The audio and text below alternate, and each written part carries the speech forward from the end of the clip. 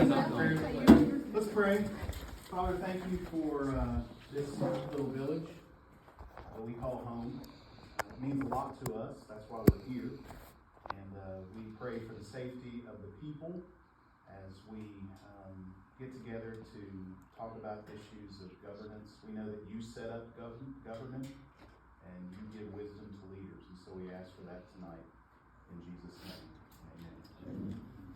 And I pledge allegiance to the flag of the United States of America and to the republic for which it stands, one nation, under God, indivisible, with liberty and justice for all. We'll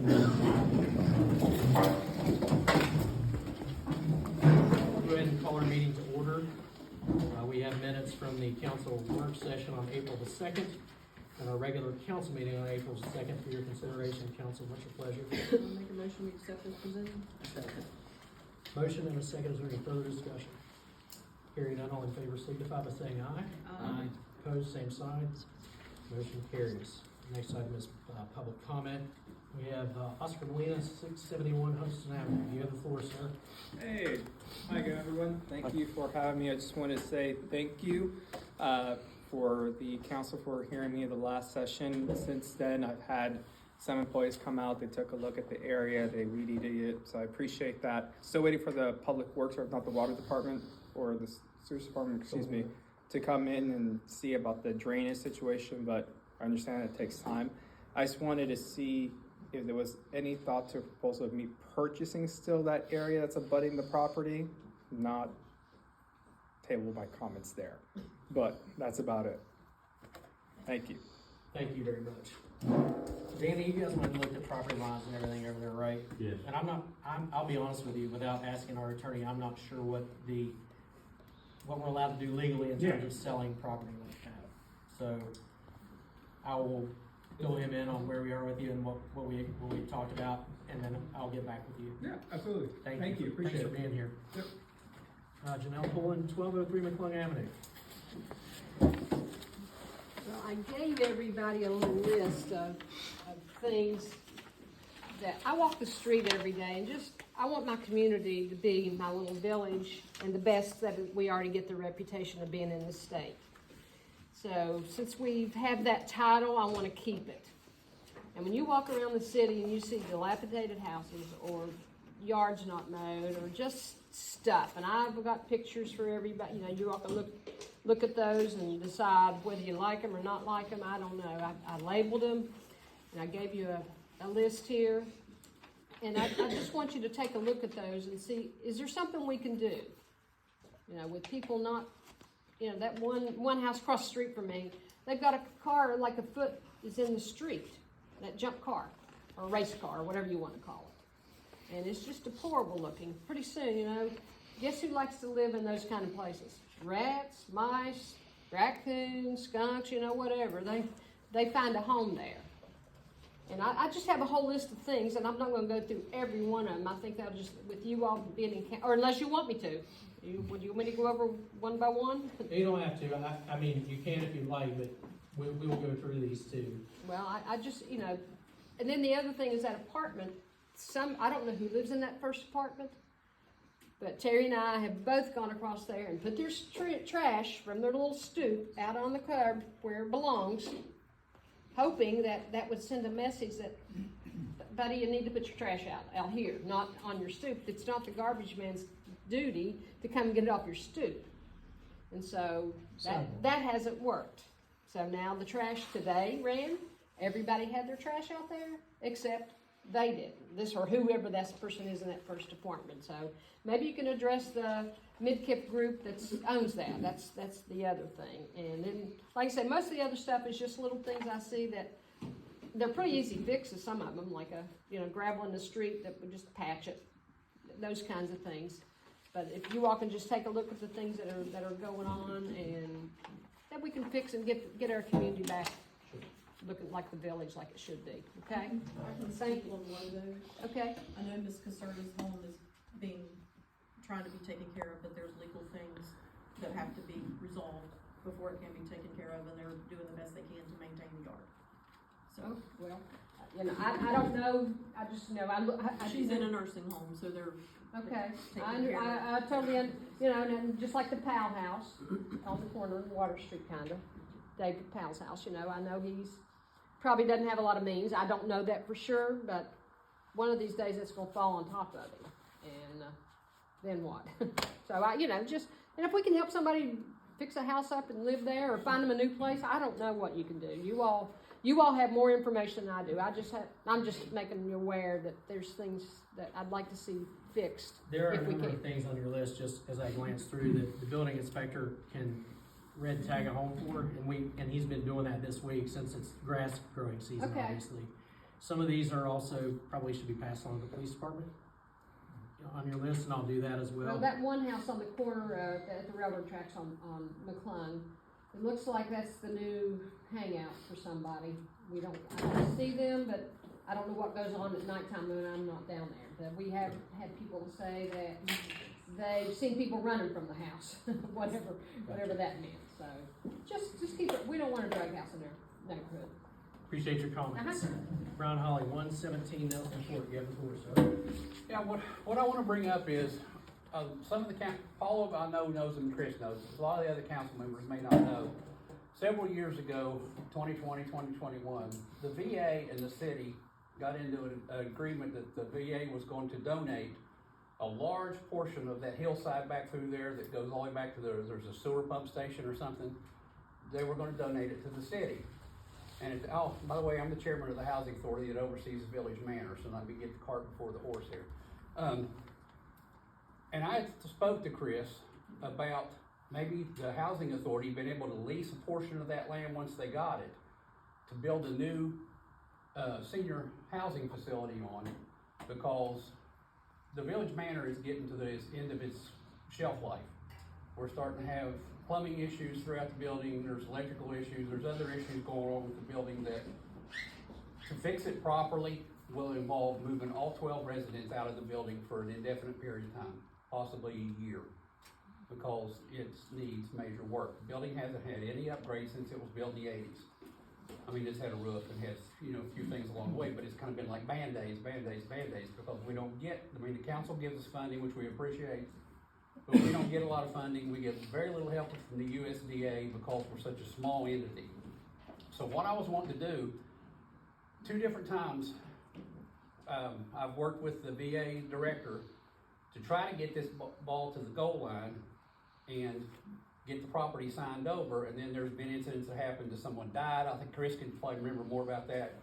Then I got it there again, and something else come up, and it's just never been completed and transferred. So I'd like to, if possible, because my plan was, if we could get the property transferred, get the property leased to the manor, to the housing authority, the Barboursville Housing Authority, get a building built, then we could move all 12 residents to the new facility, which would be the back of Cartwell Park, back towards the parking lot where the basketball courts, the skateboard park is. Then we can do what we can do with that building and get it going. Then at the time it was finished, they would have first option to move back if they want to, or they could stay in the new building with the beautiful park in their front yard. So that would be up to it then. But I'm kind of in a position now where if we can't get that property and get things done, I'm gonna have to start looking for something somewhere else. And there's really not a good location, you know, because I'm thinking, there's maybe 3-4 tenants out of the whole building that have vehicles. Everything else is foot traffic. We're gonna go on a motorized wheelchair. The location is terrific with that park and with the building. We got the dollar store, we got our businesses, we got everything right here. We got a bus stop right on the corner. I'd like to try to keep them in that area if we could. Plus, I understand there's gonna be doctor's offices across the street, which would be convenient for them to run back and forth. But I was trying to see if someone could, maybe if the mayor or someone he can appoint somebody to see if they can get this thing moving. Because as the housing authority, I can't do anything with the actual transfer of the property because it's between the city and the VA. And I can't do, you know, that's out of my court. So it's going to have to be somebody from the city do this. So that's basically what I wanted to bring up. I've got, I didn't get copies made because I didn't know till 20 minutes ago that I was coming. But I've got the, all the property markings. I think Mr. Porter at one point surveyed everything. There's aerial pictures and everything of what we're actually talking about. I can give it to the recorder. She can make copies for everybody that would wanna see what we're talking about as far as where the property is. And Where does the city property end and the state property begin with regards to the end of Cartmel Gardens to the, back there? Property lines at the, veterans home end of that parking lot that's up on the hill. And come straight across. And it comes down, basically the foot of the hill, then it goes down to the railroad. you'll be give this to the recorder. Yeah, that's so she fine. can make copies for And everybody. just so everybody knows kind of history, we've been asking for that property for, short of saying, well, we're gonna go check for it, but they were the ones who offered to say, you know, we don't use it. We'd like to come up with some way to deed it to you. They've been through the cabinet secretary and 2 interim cabinet secretaries, and now Ted Diaz is the cabinet secretary. Indicated to me that there was no problem with his administration to, continue that thought process, but short of us going up there and banging our hands on the desk, we've asked and asked and asked and asked. Yeah, I'm just trying to see if somebody can, I will, with more authority or more ability than me, because I can't do anything about this. If I got it to where they had the pen in their hand, I couldn't sign anything. right, well, he came to us and we met at the Veterans Home twice since he's been cabinet secretary. I'll tell you that it's on his radar because every time I see him, he says, I haven't forgotten about you, but I know that time is of the essence. Yeah, but I mean, we're getting to where, I mean, we're coming to the end of the life on the copper plumbing in the building, and we're talking major money here, and I don't know really what we would do with the 12 residents. I'd be happy to revisit that with him. Yeah. We have a good relationship, it's just, I don't think there's so many things in the Veterans Administration that are not this, that are probably a little more priority, but I will revisit with him and see if we can get some urgency out of the matter. I appreciate it. Sure. Brian, at one time, we did have, I don't know how much it was, but the USD did have some money set aside for a new building. Do they Well, still have it? no, that grant's long since expired. I had already started a preliminary grant process for site survey and stuff like that. But until I could show them that we actually had possession of the property to work with, they were kind of like in a holding pattern. And this was in 2021. That expired the next fiscal year, so I haven't reapplied for anything because I'm kind of wasting their time and mine too to get something going, and then it'd take another year to get, if that, who knows, to get things transferred. Because, I mean, there is money available, but they want to see that you've got everything ready to go. And not like, here, we'll give you the money and you may take 10 years. Thank you. All right, thank you. Thank you for being here. Is your sign-in sheet? Okay. Hey, I know, sorry to interrupt. She didn't realize she had to sign up. Is it okay if she? We went ahead and put her name on the list and address, because she was on there from the public hearing. She had signed the other list. Sydney, I mean. Oh, yeah. We'll put her on. Yeah, she just didn't know. Okay. Sydney, you have the floor. So I was gonna ask, like in Barboursville Park, you have like multiple like pickleball courts and basketball courts, but like volleyball, you only have like one like little area, and it's like in the sand. So I was like wondering if you're gonna like add any more like in the grass or like outdoor or anything. I will ask, our next park board meeting, I'll bring that up to the park board for you. Okay, thank you. Yep. That's all I have. Thank you. We are to department updates. You guys have before you the police reports and public works update. I will say, if you are out and about in town, there are tons of projects going on, and they are very busy right now. So be patient where they're out. That may cause traffic interruption and whatnot, but the park staff as well as the in-town staff have been super busy on a number of projects on the parking lot at the amphitheater and Little League complex. You guys are over on, what's the street over you guys are going to work on close to Kim's house? McComas Avenue. You guys are still there? Yes. So they've been very busy, as you can probably see by the work report from the department. Does anybody have questions for the police department or Public Works. Old business, we have the second reading of the fiscal year 24-25 general fund budget. John presented that at our last meeting. The revenue amount is the general fund revenue amount is $10,203,642, with coal severance being $31,500. Again, no change. The levy amount is in there as well at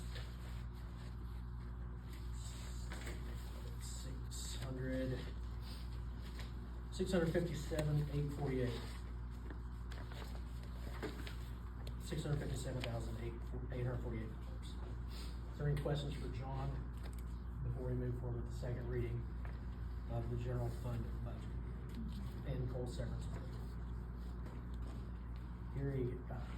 I'll entertain a motion to approve both the general fund and coal severance budget. Second. There's no further discussion. All in favor, signify by saying aye.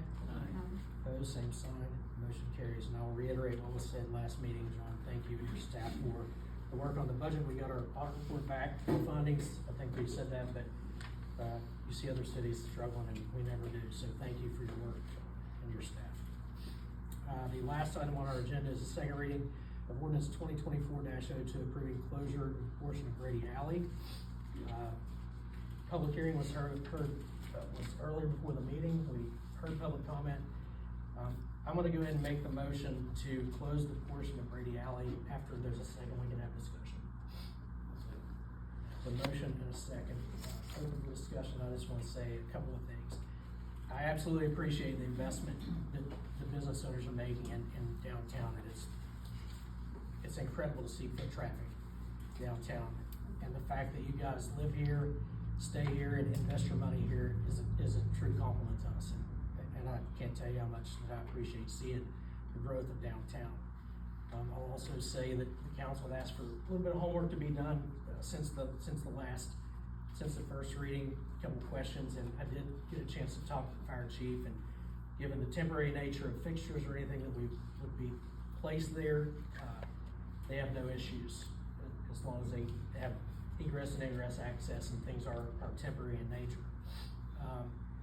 The other thing is that Village Caregiving, who owns some of the property that abuts that Walker's in Washington DC today, otherwise he would have been here.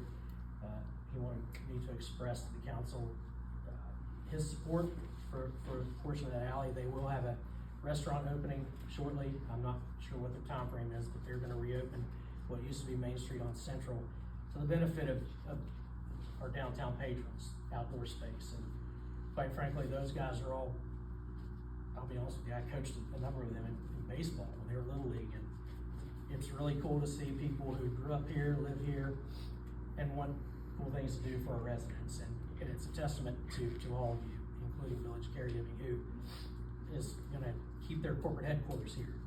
They'll have another 30 or so employees when that building project's done, and that's an incredible investment in and of itself to be the fastest growing health organization in the United States. When they got their building permits from us, they were in 10 counties, now they're in 38 states.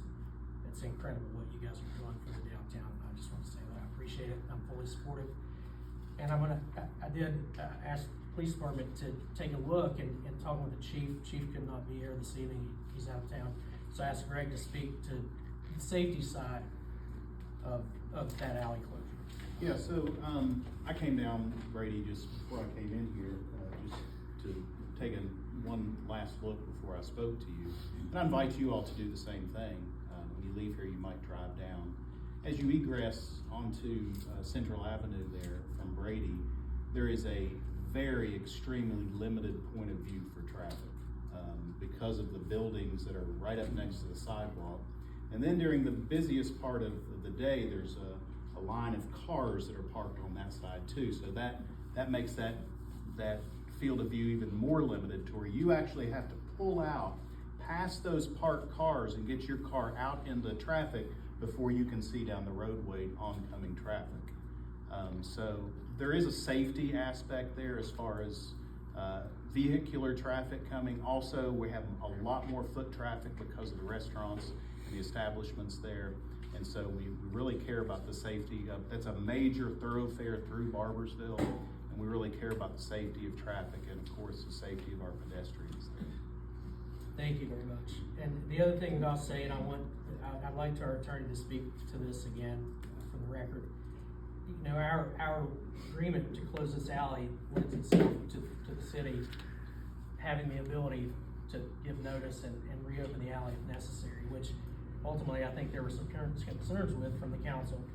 And I'd just like for Mark to speak to the intricacies of the agreement itself. Okay, so the term of the agreement is a one-year term, automatic renewal. However, there is a provision, which I found, so I'm not prepared for this section. 7.3 basically says that the city shall have the right to terminate this agreement at any time with or without cause, for so long as we give 90 days notice to the lessee of the termination.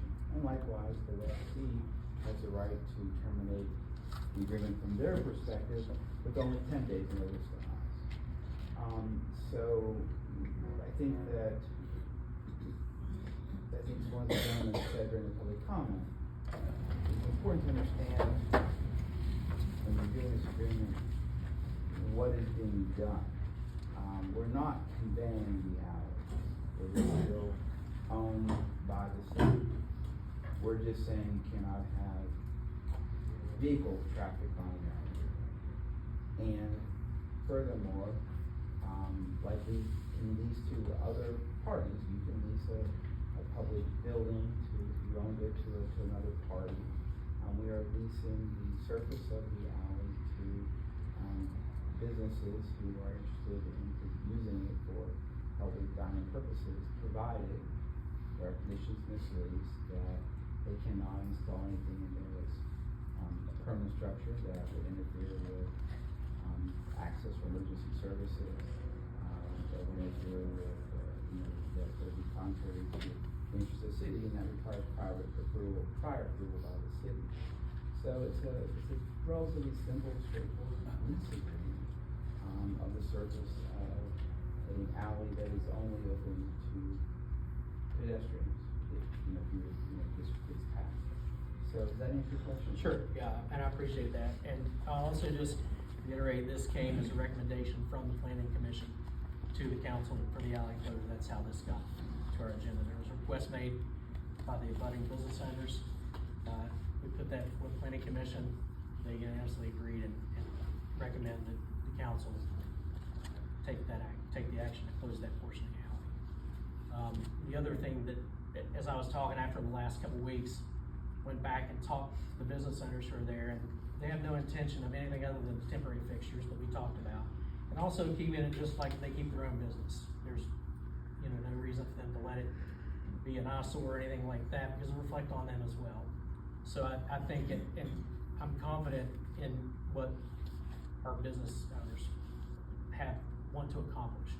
And it does lend itself to quality of life for residents and increasing traffic in our downtown, which has increased, and due in large part to them making the investment for us. So I do think that the agreement is appropriate, gives us the appropriate authority, if otherwise decided, was brought back before council. So for that reason, I'm in support of it. And if any of the rest of the council wants to comment, this is our discussion point.